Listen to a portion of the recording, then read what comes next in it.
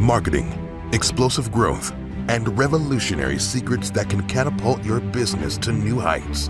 You're now listening to the Underground Marketer Podcast with your host, Tudor Dumitrescu, the one podcast devoted to showing new businesses how to market themselves for high growth.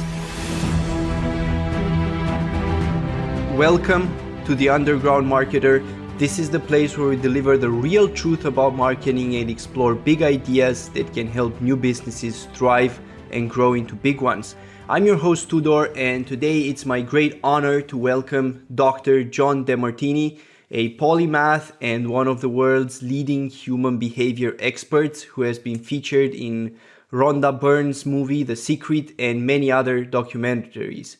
Welcome, Dr. John Demartini. Well, thank you for having me. Thank you for the opportunity. That's awesome. So the first question, and I always ask this to my guests, is if you can share with us a little bit about your story and how you got involved in the whole area of personal development and personal transformation. I know you've read over 30,000 books since you're 18. That's a lot of books. It's around, I've calculated it to be around 12 per week. So I think that we all have a lot to learn from you. I had learning challenges as a child. I was told by my first grade teacher that I would probably never be able to read, write, communicate, never amount to anything, never go very far in life. I made it through elementary school only by asking the smartest kids questions to give me enough information to be able to sort of pass. When I hit 12 going on 13, I moved from Houston, Texas to Richmond, Texas, where I didn't have a bunch of smart kids. We were in a low socioeconomic area, not a lot of bright ones there, and didn't have anybody to ask questions to. I failed and dropped out and became a street kid and picked up surfing, which was a sport that I seemed to have a natural knack for. And that led me to hitchhike out to California when I was 14 and go over to Hawaii when I was 15. Mm-hmm. And I was a surf guy living first under a bridge, then in a park bench, then at a bathroom, and then an abandoned car. Wow. I lived as a street kid, but I loved surfing. I almost died at 17 living on the North Shore during a surfing event. And that led me in a recovery of that to a class, which I never went to classes, but this particular individual told me to go to this class. It would help me in the recovery. And one night and 1 hour, one man named Paul C. Bragg really got to me and spoke in such an inspiring manner that it made me feel that maybe I could find a way of overcoming my learning problems and someday become intelligent. I never thought I was going to be. I thought I was going to be surfboard intelligent, but not academically intelligent. And I started on a quest to conquer learning and speaking properly, because I literally had to go to speech pathologist from age 1.5. So I wanted to overcome those. I ended up flying back to California, hitchhiking back to Texas, taking a GED high school equivalency because I dropped out of school, guessing and somehow miraculously passing. And then I tried to go to school, back to school, but I failed. And then I almost gave up on the whole idea and thought, well, I guess I'm just going to go back and surf. Mm-hmm. And something my mom said to me after I failed my test, she said, son, whether you become a great teacher and learn, or you return to the streets, I just want to let you know your father and I are going to love you no matter what. And in that moment, when she really showed appreciation and love for me, just no matter what I did, I got a determination come over me that I can't describe, except I just made a decision that I was not going to let anything on this earth stop me from learning how to speak properly and then traveling the world teaching. Mm-hmm. So from age 18, when I failed the test, till now, which I'm almost 68, the last 50 years, I started my journey of learning and teaching, and I learned how to read. I started reading dictionaries. I started memorizing words. I started reading encyclopedias. I started reading literally 18 to 20 hours a day. And I got faster and faster and faster and started passing school. And then I ended up excelling. And then I ended up being an honor student and a scholar. And that led me to going to about 10 years of college for my doctorate degree. And I started teaching. I was teaching all the way through, and I never stopped. And I started out with one student, and now I've been blessed to speak in 170 countries around the world. And I keep doing research and writing and traveling and teaching every day. And yeah, I have read a lot of books now. I sometimes read 4 to 7 a day on an average, sometimes up to 18 on a weekend. And I just devoured. I started to learn everything I could in every field I could to try to understand the most I could to help in my teaching process. So here I am. And today I've been doing, between podcasts, I'm researching and writing. And so when I teach, I have something to say. I never stopped. And I overcome my learning problems, and my speaking problems gradually got overcome by just practice. I see. That's a very inspiring story. I mean, a lot of people deal with hardships and a lot of people go through such tough experiences. I'd like to investigate that side a bit more, but before that, I just can't wait to ask you this question. How do you manage to read 4 to 7 books in a day? Do you have a special process that you go through? Because I know a lot of people in the entrepreneurship community, all of them are looking at ways to basically learn faster and be able to accumulate a lot more information faster. And if you can share how you do it, I think that would be extremely valuable. For example, one thing that I do with audio content, I always listen to audio content 3 times as fast. I increase the playback speed to the point that I listen to it at 3 times the speed. And that obviously allows me to consume a much larger volume of information than the average person, so to speak. Well, when I first started to learn how to read, I kept asking myself what worked and what didn't work today. And I would write both of them down. And I started to develop from that feedback more refined skills. And I started experimenting with what helped me learn and what allowed me to absorb. I noticed when I was reading something that I was inspired by, I would be engaged and would not want to put it down. And other times I'd read something that wasn't inspiring and I'd have to keep myself awake. So I started noticing that our values, our individual values, had a play in what we read. So I had to figure out how to link whatever I was reading to what I valued most. I also found that if I ate sugar and I ate anything that caused any volatility of any types of protein, sugars, or fats, I noticed that my reading was declined. And so I started to discipline myself on how I ate. I didn't live to eat, I eat to live and perform. I also noticed that I could snapshot. I started to do photo reading and snapshotting and speed reading and learning how to do faster and faster. So by the time I was around 23, I would get up at 2 in the morning.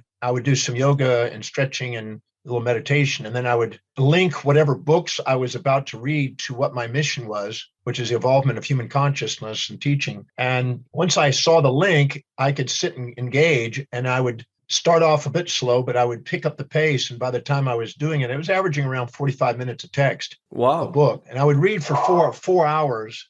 And I could do 4, sometimes up to 7 books, depending on the size, by 6:30.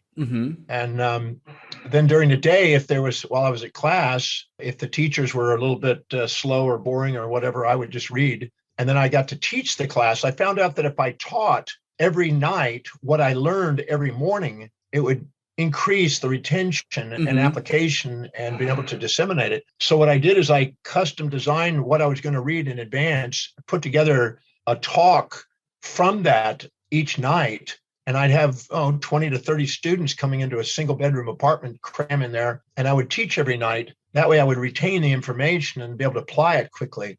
And that accelerated my learning process. So I learned the sooner you give out what you learn, the more retention. So I started to speed read books and disseminate information, speed read books. I do a talk from 7 p.m. to 10 p.m. every night. And then I'd go to bed for 4 hours and I'd get up at 2 and start the process again. I was kind of like a machine for many years. People thought I was kind of a weirdo, but I didn't care. I just wanted to learn and I wanted to practice speaking. So this accelerated my learning capacities.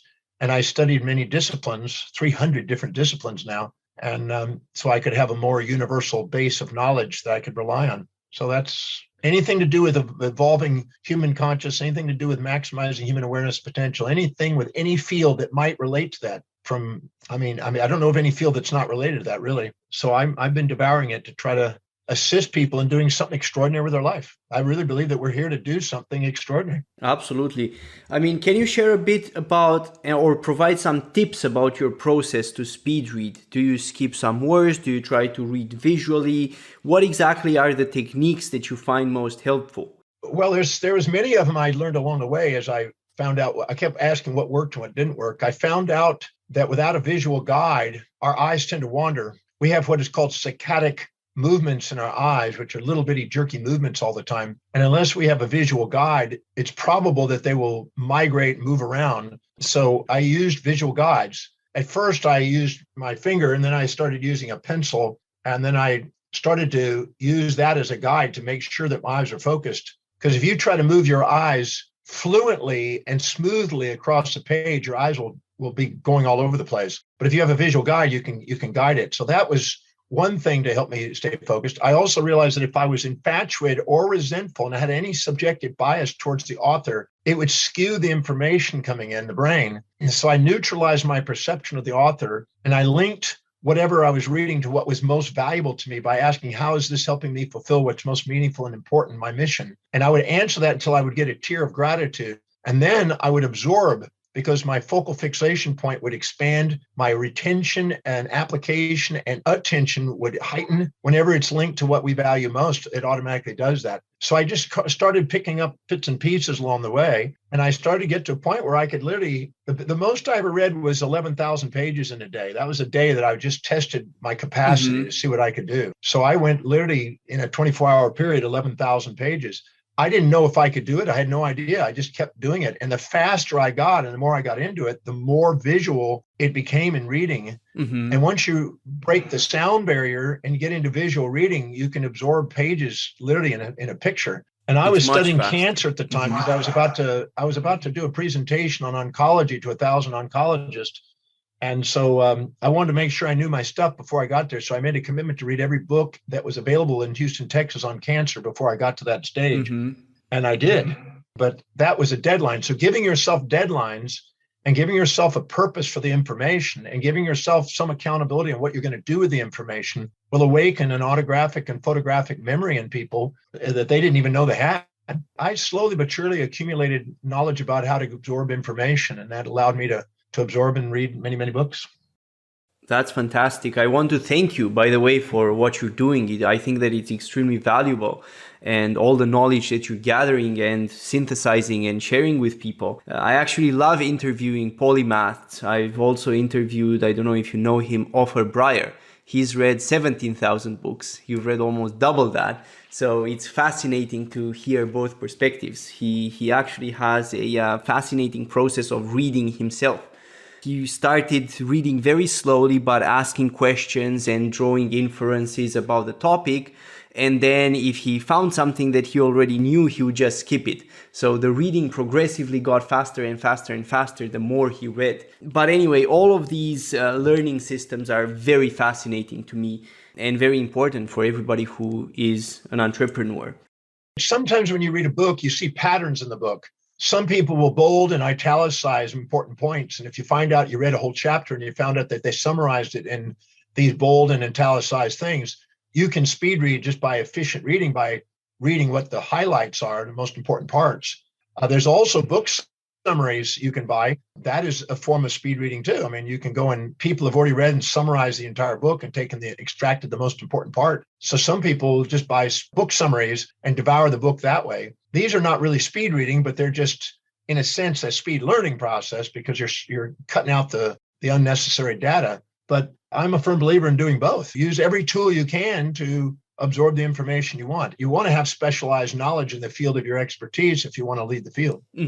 Absolutely. I mean, with regards to summaries, I find out that sometimes they do get the main points right, but a lot of the detail which is valuable, especially if you want to be able to think further ahead than the author, is left out. So you're better off speed reading the actual work from that point of view. Yes. You need to find out who's doing the summaries and make sure that they're really extracting something that you're looking for. If not, that summary is not the book. And then you just speed read it. So I agree totally. Awesome. You talk a lot about purpose and value and mission. And obviously you're somebody who is pretty much led by your mission, and you live your mission every day of your life. So can you tell us a little bit more about how that first started? Was it something that was all of a sudden you just decided and then that decision stayed firm throughout your history? Or is it something that formed gradually, so to speak? 1972, November 18th is the night I met Paul Bragg. And he inspired us. His presentation was absolutely amazing. And it inspired me I didn't even know what a purpose or a mission was until then. I didn't even comprehend what the word was at the time. but he's the one that initiated that idea. And I wrote my first mission statement then. Mm-hmm. And I learned a question, very thing, and I hope everybody writes this down, and that is to start with what you know and let what you know grow. Mm-hmm. Start what you're certain about. So I wrote down that I knew that I wanted to travel the world. I started traveling when I was 3 around the neighborhood. By the time I was 9, I was riding bicycles 35 miles. Mm-hmm. By the time I was 12, I was hopping trains to different cities. By the time I was 13, I was hitchhiking to different cities. When I was 14, I hitchhiked across America and down into Mexico to Central America. 15, I moved to Hawaii. Wow. I mean, I have traveled 20 million miles by airlines, 20 million. And I live on a ship that circumnavigates the earth. Right now, I'm on the way to Ecuador. And so I'm sailing right now. Wow. And I am traveling nonstop. I circumnavigate the world in all different capacities. So I knew I wanted to travel. So I wrote down I wanted to travel the world and step foot on every country on the face of the earth. I knew I wanted to overcome my learning problems and become knowledgeable. I knew I wanted to be able to overcome my speaking problems and be able to teach and become intelligent enough to say something. So I wrote those things down, and they were very clear in my mind. And what he mentioned was these principles of the universe, the laws of the universe, or natural laws. And I said, I want to know what those are, whatever those are. I want to know what those are. And I want to dedicate my life to the application of those in human behavior, even though I didn't use exactly those words, but to assist it, because I wanted to do what he did for me. Mm-hmm. He inspired me. I wanted to inspire other people. So I wrote down that and started with that.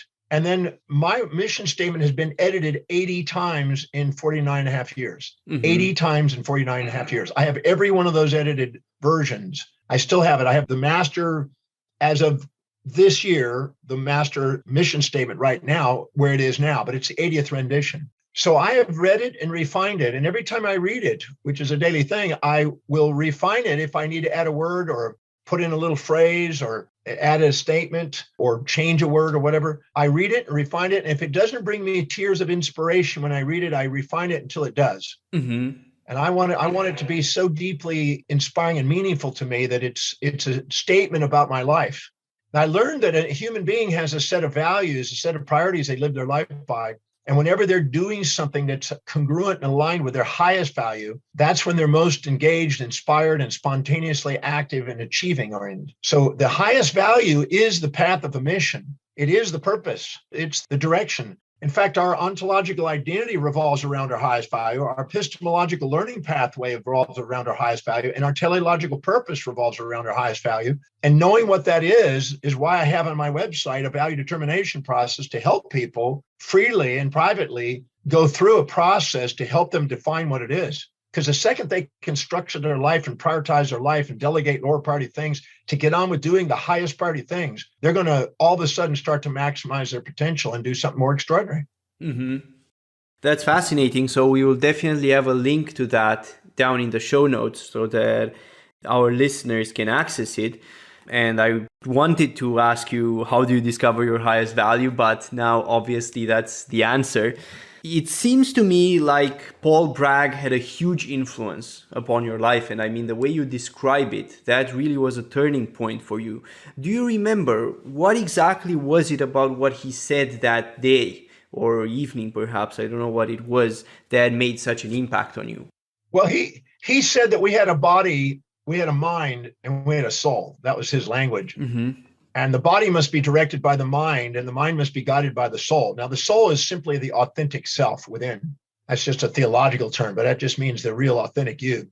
And he said that we want to set goals for ourselves, our family, our community, our city, our state, our nation, our world, and beyond to 100, 120 years. Because he said by then, when you're that age, people are going to be living to 100 years. And he said that what you think about, what you visualize, what you affirm, what you feel about, what you take actions on becomes your destiny. Mm-hmm. And whatever is most important to you determines what you will automatically spontaneously think about and visualize, etc. So that's what led me to the values. And I've been studying and teaching about values for 44 years and probably read everything that's been ever put together on that, in at least in English. And I've summarized it, and I've got a value determination process, which cuts through the grease and gets out of the subjection to outer authority mentality and gets you into the core essence of what really drives a human being. Because your life demonstrates your values by your actions.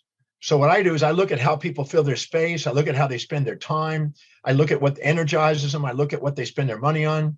I look at what they think about, visualize, an internal dialogue with themselves about how they want their life that shows evidence of coming true. I look at what they converse and try to bring conversation to spontaneously. I look at what inspires them and brings tears to their eyes and what's common to the people who inspire them. I look at what their most consistent, persistent goals have been that they're achieving. I look at what they love learning about, studying about spontaneously and watching on YouTube. And there's a pattern when you answer those questions, those 13 questions, there's a pattern that smacks you in the face about what's really important to you. And it doesn't always match the fantasies you might be holding on to. And getting past the fantasies and getting to the core essence of what drives you is a really powerful thing for entrepreneurs, because that's where they're not going to let themselves down. That's not where they're going to end up feeling defeated. That's not where they're going to end up going through vacillation. That's where they're going to be steady and they're going to expand their space and time horizons and see vision of opportunity.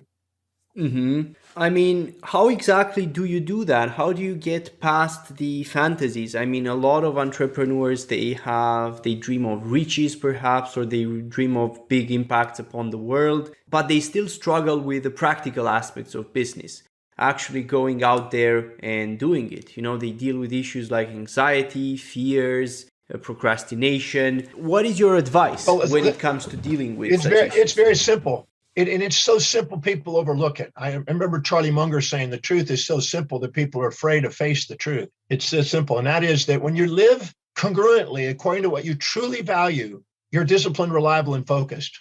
But if you don't know what that is and you try to be somebody you're not, and try to live by what is injected values because you're comparing yourself to other people you put on pedestals and fantasizing about being them instead of you, and lose your authenticity, you'll be in an unfulfilled lower value structure. And anytime you do, you'll procrastinate, hesitate, and frustrate. So procrastination, hesitation, and frustration is a spontaneous feedback to let you know you're pursuing something that's not truly important to you, even though you fantasize it is. And anytime you do that and you're living in lower values, your blood glucose and oxygen goes into the amygdala, and the amygdala is avoiding pain and seeking pleasure. So you now set up fantasies of getting pleasure without pain, ease without difficulty, money without work. And you set up a fantasy of a quick get rich scheme and a quick get rich mentality. And this is not what leads to great outcomes. It's long-term vision that gives you persistence. And so anytime you're not living by your highest values, you go down in the amygdala, you're going to create the phobias, because you're going to set up a fantasy of trying to get a pleasure without a pain and trying to avoid a pain without a pleasure. And anytime you do that, you fear the loss of your fantasy and you fear the gain of your nightmare. And you're now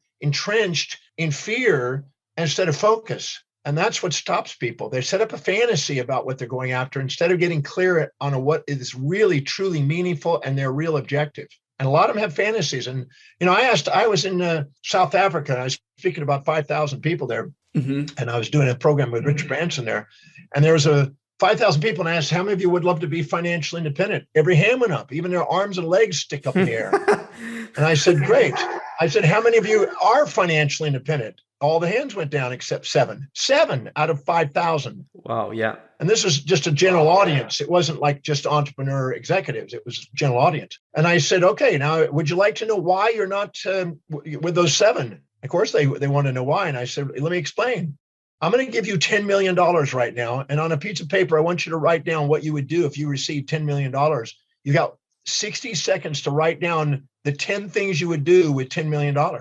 I said, on your mark, get set, go. And they wrote down rapidly as they could the 10 things they would do with that money. When I got through at the end of 60 seconds, I said, now turn it to the friend and calculate how much of that money is still now an asset that's usable to invest. And 20 to 80% of it was gone. That means they bought consumables that depreciate. They bought a car, they bought a house, they bought depreciables and consumables, fancy clothes, fancy trips, fancy boats, this and that, everything that would go down in value that would be a liability, not an asset.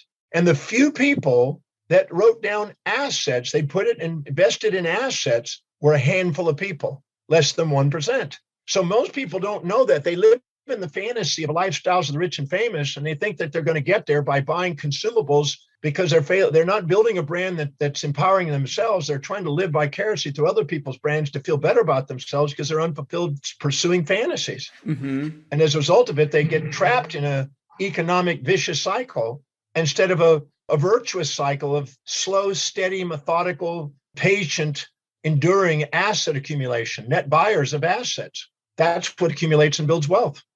Where do you think the fantasies are coming from? Do you think that they are internally generated? Do you think that they're put there by society and we take them on unconsciously? What exactly do you think is the mechanism there? Both. Anytime you're not living by your highest value and awakening the executive center, every time you live by your highest value, the blood glucose and oxygen goes into the medial prefrontal cortex, the executive center, and activates inspired vision, strategic planning, executing plans, a mitigation of risks, and a calming and dampening of the distractions of the amygdala. And anytime you're not living by highest values, your amygdala comes alive. And the amygdala just wants to avoid predator and seek prey, it wants to go after pleasure without pain. And so it sets up fantasies. And so anytime we meet somebody and we put them on a pedestal, we think they're smarter than us, more successful than us, more wealthy than us, more stable in their relationships, and more socially savvy than us, more physically fit, more spiritually aware. And we minimize ourselves and we're too humble to admit what we see in them inside us. We're automatically going to be trying to live in their world, inject their values, and cloud the clarity of our own mission, which is our highest value. And the moment we do, that unfulfillment puts us in the amygdala, and we compound it now with fantasies of trying to be somebody we're not. And this is a symptom to let us know we're not being authentic. In fact, every symptom in the entrepreneurial pathway in your business is a feedback to you to get authentic. Because when you're authentic, you're objective, you're in sustainable, fair exchange with other people because you have equanimity within you and equity between you and other people. And this is the powerful state to actually become the entrepreneur in. But this is not going to happen if you're trying to be somebody you're not and living in lower values.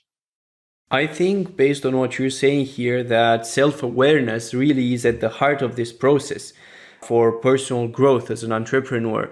And I find that typically with entrepreneurs, their business is no bigger than they are as people. Personal growth, so to speak, goes hand in hand with the growth of the business. As the leader is, so is the rest of the business. It really reflects the leader. How do you think people can go about developing this kind of self-awareness that allows them to basically see through their limiting beliefs and through the things that are holding them back, through the fantasy, as you call it, and basically move ahead towards their highest value? Limiting beliefs are nothing more than the inculcation and injection of outer people's values and attempting to live in an inauthentic way in other people's values. Anytime you try to live in other people's values, you have futility and you have feedback to let you know that doesn't work. And you're going to think, oh, if you hold on to them and you got addiction to the fantasy, you're going to think it's a limited belief. But limited belief is a feedback system guiding you to authenticity. And so that's one. But anytime you are doing what's really highest on your values, you automatically are more objective. And you're willing to embrace pain and pleasure in the pursuit of things because you can embrace both sides of life. And your awareness level is maximized because you learn most. The pulvinar nuclear in your thalamus automatically filters out all of your sensory information and extracts out things that are most aligned to what you value most. So you're going to maximize your awareness and potential. That's why I link everything I learned to my highest value. And that allows me to have a photographic memory on that information. As a result of that, you're going to maximize your awareness. You're going to maximize your willingness to embrace pain and pleasure in the pursuit of it. You're going to be more objective. You're going to increase the probability of achievement. And every time you achieve something, you tend to give yourself permission to go on to a greater achievement. So the space and time horizons will grow until eventually the space and time horizons are beyond your life. And you're on your way to make an immortal legacy, creating something that goes beyond your life, even a philanthropic objective. So this is what happens when you live congruently. I think we're rewarded by the friggin' universe in all areas of our life by living authentically. This is why everybody wants to be loved and appreciated for who they truly are instead of the facades that they make out of their lives.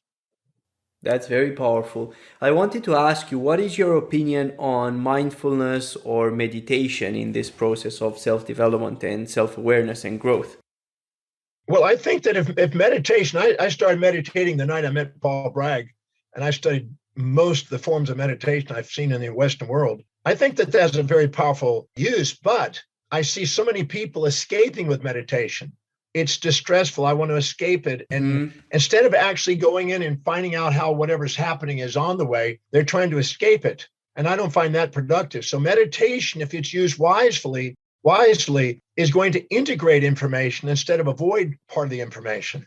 So there's a difference. So don't use it to escape, use it to integrate information by asking inside, how is whatever I'm perceiving, how is it offering me a feedback to authenticity? How is it helping me fulfill my highest mission? If you do that, you'll see life on the way, not in the way. You won't have any baggage, because anything you can't say thank you for in your life is baggage. Anything you can say thank you for is fuel. The executive center is also called the gratitude center in neurology. And we automatically have a grace state, a graceful movement state when we're living congruently.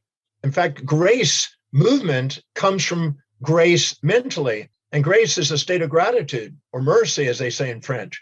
So for the moment we actually see that no matter what's happening, it's a feedback mechanism instead of a failure. So we hold on to a fantasy with the amygdala. We're going to think if it doesn't match the fantasy, we got a failure, and then we're going to beat ourselves up. But if we actually see that no matter what's going on, it's simply a refinement and feedback.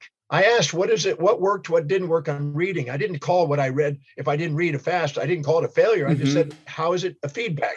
And when you see life as a feedback system, it refines you to do something ever greater on a daily basis.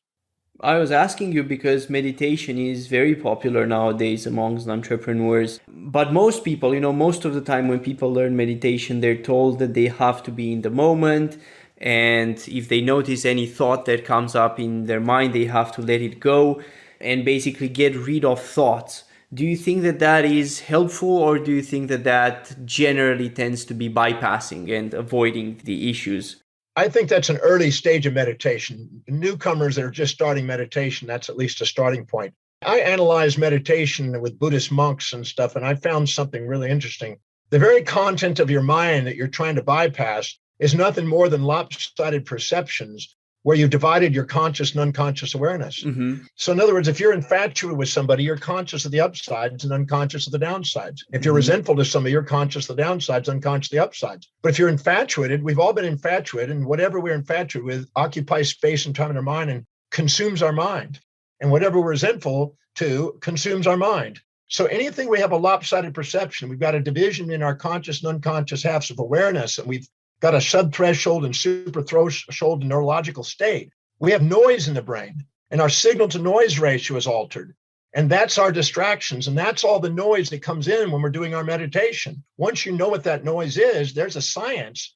I developed a method on how to dissolve that noise so the signal ratio can come pouring through and you can be inspired by your life. So I think meditation by itself is slow and cumbersome, but meditation with the right questions inside the mind and the right perspective is powerful. And so I'm for it. And that's what brings mindfulness. Your intuition is constantly trying to make you conscious of the unconscious to make you fully conscious. And if you know how to ask the right questions and strengthen the intuition, you can actually become mindful, which means conscious of both sides at the same time. That's called objectivity. It's called equanimity. It's called superconsciousness or cosmic consciousness. It's got 1,000 names by greatest philosophers and thinkers through the ages. But accessing that state is a science. You can train on it. You can learn it. I teach people that every week.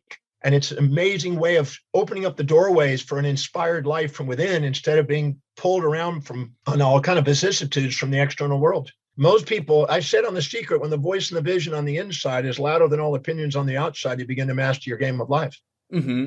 This is fascinating because, this division in the self that you speak about now, that mindfulness, when done well, is going to cure, this sort of ties into what you were saying about pursuing your highest value. Because when you do pursue your highest value, then you are whole. There is no division inside. You're integrated. Yeah, exactly. The brain is automatically at the most primitive level at the monosynaptic reflex is all or none. It's either fires at a threshold or it doesn't.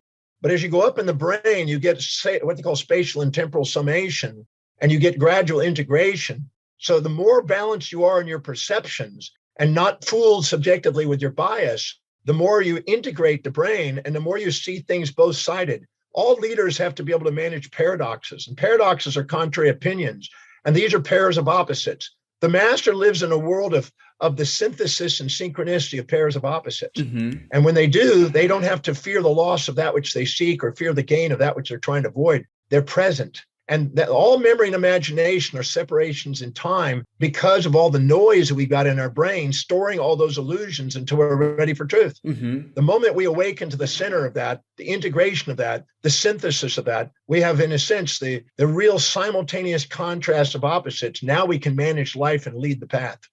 Very interesting. Do you think that ontologically speaking, the state of what Buddhists call enlightenment exists? I think that there's no such thing as a human that's fully enlightened.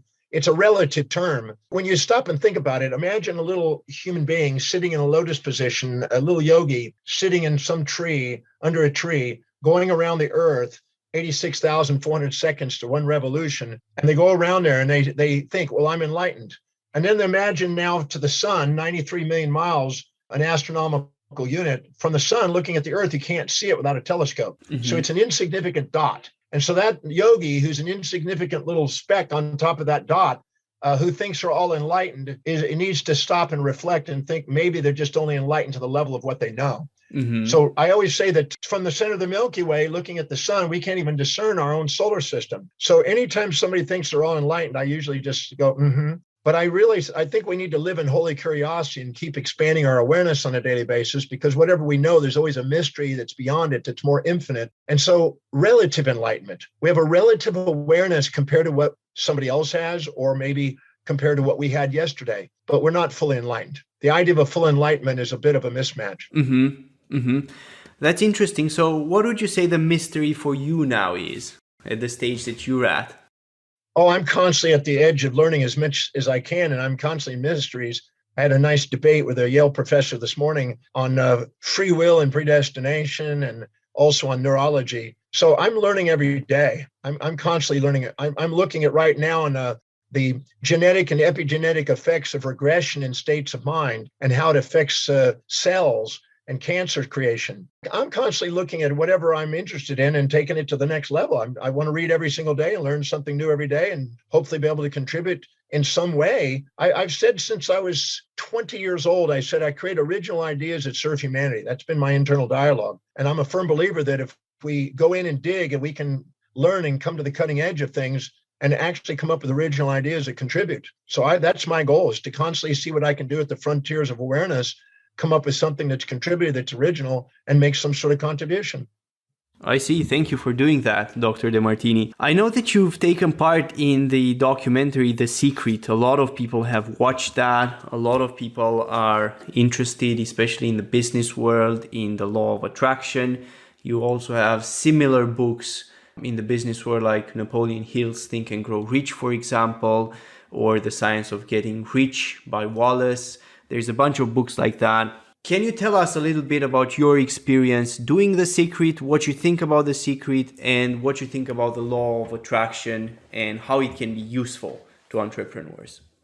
Well, the movie came out before the book, and the movie went through a few gyrations. Originally, there was only 6 people in the movie, and I happened to be one of them, and they actually were advertising it in Melbourne, Australia, at a Channel 9 there. It was going to launch there, and it was then going to go around the world at different points.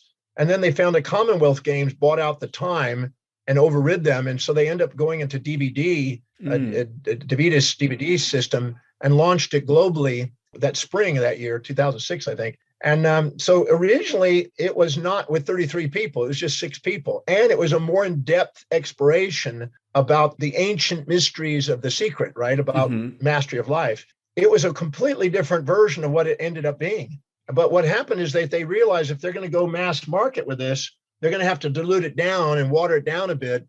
And when they did that, they tried to get as many of the people in there as possible because they knew that those individuals would help market it. And in the process of doing it, they kind of made it a little watered down version. And they left out very important components called taking action. But it still reached millions of people, and it still made a difference in people's lives. And it opened up doorways for each of us to contribute even more. I mean, I was already speaking 360 times a year, but it went up to over 400 after that. So in the process of doing that, I'm grateful for that. It was a watered down version. I mean, the law of attraction, it was almost turned into some sort of esoteric mechanism instead of something practical. But originally it was more practical. And I'm a firm believer that if you live by your highest values, you increase the probability of synchronicities, you increase the probability of seeing opportunities, and you increase the opportunity of doing them and taking actions on them.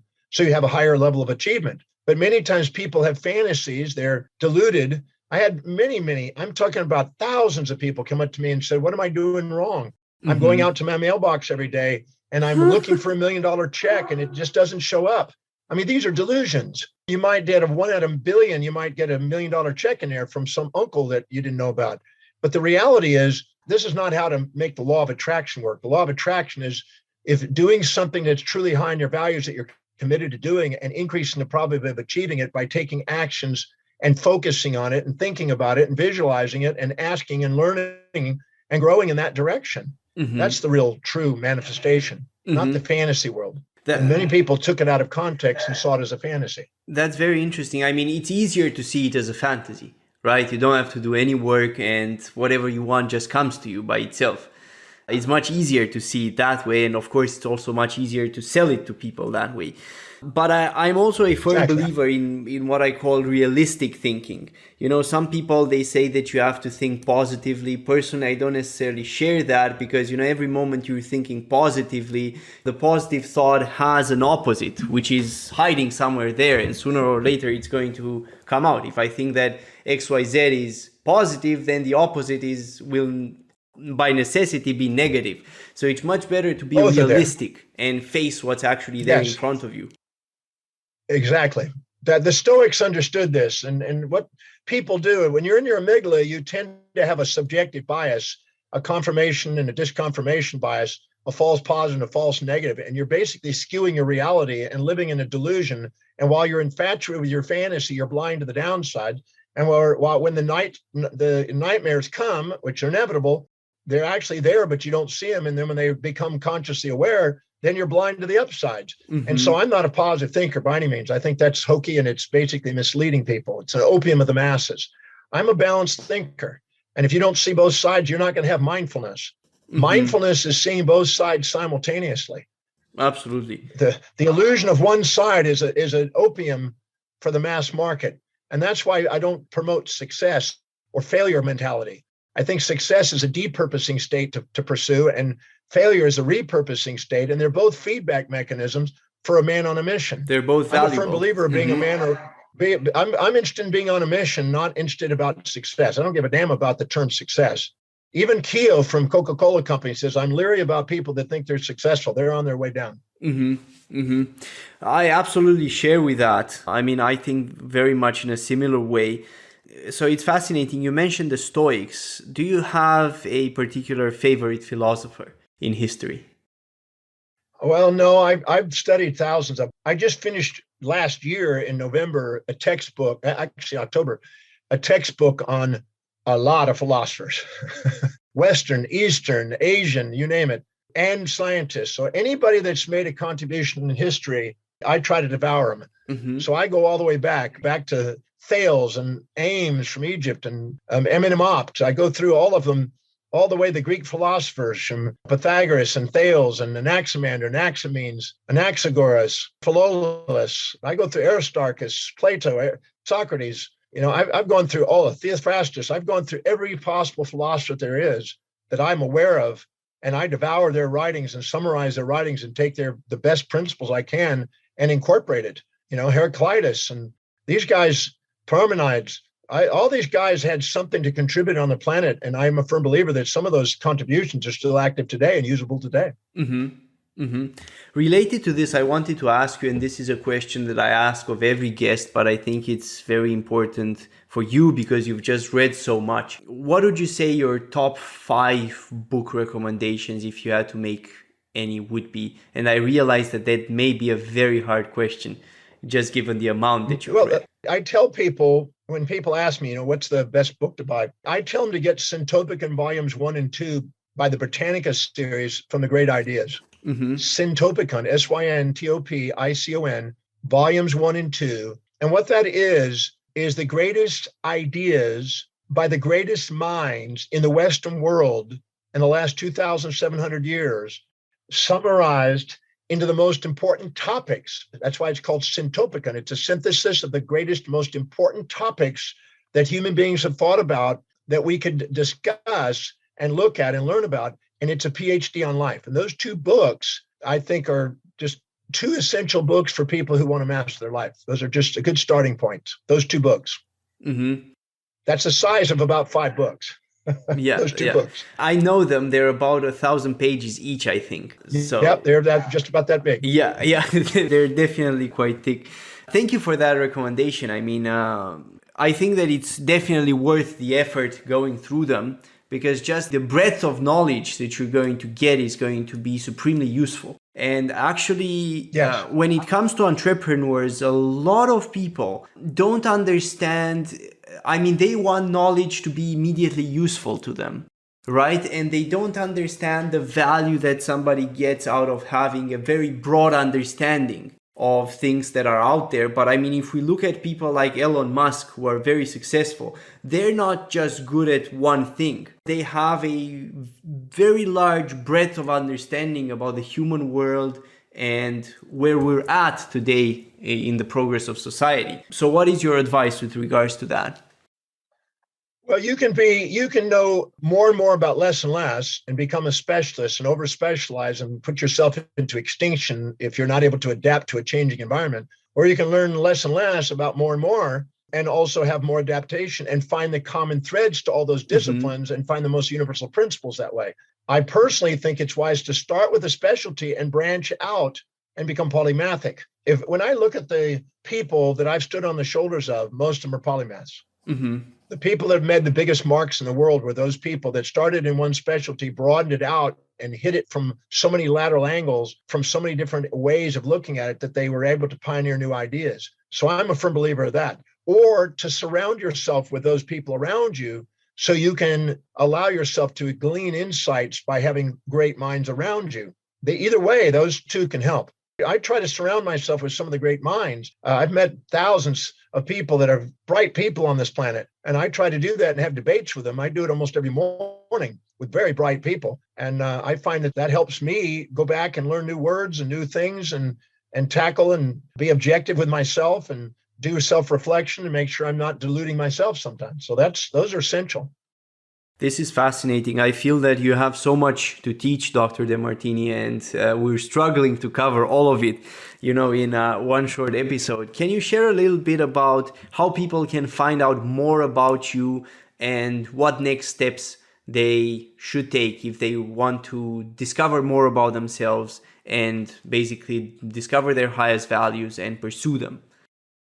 Well, I don't want to ever put a should on them. I don't want anybody to have to feel that they've got to, have to, must, should, ought to, supposed to, or need to from anything I say. I want them to find intrinsically what inspires them and let them decide in their own life their path. I'm a firm believer of that. But if they would like to learn about what I'm doing, they can go to my website, drdemartini.com. If they'd like to go and have a real great beginning insight about their own values and look at what's true in their life, the value determination process on that website is free, it's private, and I would do it once and do it a week later and do it a month later until you're honest with yourself. When you get a tear of gratitude and you're really honest, it'll be a valuable piece of information to be known. And then they can go on my website and they can take advantage of the thousands of interviews, the radio, the television, the movies. There's just YouTubes, there's the podcast, the Demartini Show. And there's also the Breakthrough Experience, which is my signature program that I've been doing for 33 years. I've done it 1,144 times around the world. And I'm absolutely certain that if anybody wants to go down the path of mastery, authenticity, and empowerment, that course is going to blow their mind on what they're going to learn in 2 days. That I'm certain about. I ask people every week when I do that course, how many of you learned something this weekend that you could have gone your whole life and never would have learned if you hadn't been here? Every hand goes up, week after week after week. That's fascinating. If they want to save some time and not have to go and read 30,000 books and not have to go and, they can stand on my shoulder. And I love it. This is what I enjoy doing most. This is my life, is researching, writing, and teaching. That's fascinating. Can you tell our listeners a bit more about what they can expect if they actually attend the event, the Breakthrough Experience? Well, we're going to find out what they think is in their way, and we're going to find out how it's on the way. I'm going to show them how to determine their values and get really clear about what it is. I'm going to show them how to prioritize their life and delegate their lives. So, because if you're not delegating lower priority things, you're going to be trapped. Anytime you do something low on your values, you're going to devalue yourself. And that's not what your greatest potential is. And anytime you're doing the absolute number one thing, as Gary Keller says, that one thing, and liberate yourself to do that, that's where your genius is going to be born. Because that's where you're going to be pursuing challenges that inspire you instead of filling your life with challenges that don't. That's where you're going to end up having mastery. Then I'm going to teach you the Demartini method, which is on how to dissolve any baggage that's sitting there. Because a lot of people are carrying around distractions from past memories that are infatuations or resentments, phobias and philias, prides and shames and grieves and all this other stuff. I'm going to show you how to take any emotion that is distracting you and show you how to neutralize it. And it's a science. I guarantee it. You apply it. We're going to do it. We're going to demonstrate it, make you do it, and you're going to experience it. So I hold you accountable. It's a highly accountable workshop. It's not a rah-rah. It's not standing on shoulders. It's not for people that want to spectate. It's for people that want to master their life. I show you even how to own the traits of the greats. See, I always say that in the true you, nothing's missing. In the false you have these assumptions there's something missing, things you're too proud or too humble to admit that you have that you see in others. But the moment you realize nothing's missing, and you're both hero and villain and saint and sinner and virtue and vice, you're all the above, and you give yourself permission to be all the above, you're on your way. You can't try to get rid of half of yourself. Don't expect to ever master your life and love yourself if you're trying to get rid of half of yourself with moral hypocrisies. You got to be able to own it all inside you if you want to master the game, because otherwise you're going to be stopped at the level of what you're trying to avoid in your lives. So this program is a very practical, very experiential thing that allows people to get on the way, see life on the way, not in the way. So if you think you came in there with baggage, there's no victim of history in this course. It's only master of destiny. That's all I'm going to, anybody tries to pull off a victim game, I'm just going to squash it. Thank you very much for sharing that and for giving our listeners that opportunity. You mentioned earlier that you want people to be intrinsically motivated and inspired. However, very frequently this requires some degree of self-trust. And many people I've noticed, they just don't have this capacity to trust themselves. They always trust people outside of themselves. So how can people go about changing that? Okay. The trust factor, the oxytocin and vasopressin transmitters are only activated when you're doing something that is high in your value. It goes back to values. Because the only thing you can rely on anybody to do is do whatever they think in any moment that'll help them fulfill what they value most. Every decision they make, every perception they take, every action they take is always based on what they value most. So when you basically have an expectation to try to do something that's not really highest on your values that you've inculcated from the outside world, from some outside authority that you're envying, you're automatically not going to trust yourself. And you're designed not to trust yourself until you're authentic. It's designed that way. It's not a flaw. It's not a weakness. It is an absolute biological homeostatic feedback mechanism guiding you to only pursue what's truly authentic and meaningful to you. And that's designed that way. So many people think they're flawed and they think they're messed up, but they're not. Once they identify what they really value and get prioritized on that, that's immediately transformed. This is all super fascinating and highly valuable for our listeners. So thank you for coming on the show. I wanted to give you the opportunity, if you have anything else that you would like to leave our listeners with now that we're approaching the end, any comments that you would like to make or share with them. Yeah, if you want to make a difference in yourself, it's essential that you have a vision as big as your family. If you want to make a difference in your family, be a leader in your family, you need a vision as big as your community. You want to be number one in your community, you want a vision as big as your city. You want to be number one in the city, you need a vision as big as your state or province or prefect. And if you want to be number one in your state, you need a national vision. You want to be number one in the nation, you need a global vision. If you want to make a global difference, it's time for an astronomical vision. And the astronomical vision only occurs when the space and time horizons keep expanding by living congruently by what you value most. Because that's where you give yourself permission to shine like a star instead of shrink down on the terrestrial world where you're judging. We're here to love or we're here to judge. If we're trapped in our judgments, we're not going to empower life because we're going to be trying to change ourselves relative to others or others relative to ourselves, which is futile. But if we actually were able to share the thing that we would really love in this planet with the people that we'd love to do it with, and have some equanimity, man, the sky's the limit. And I'm a firm believer in giving yourself permission to shine, not shrink. Thank you then very much, Dr. Demartini, for coming on the show. You're very inspiring and I'm very moved by your mission and your dedication to the mission, which is obvious and evident to anyone listening. Thank you once again for coming on the show. And to our listeners, stay tuned for the next episode, and until next time, remember, keep growing your businesses and providing massive value to the world. You are the reason why we're all growing richer, our freedoms are expanding, and we're all living in greater prosperity. Thank you. Thank you.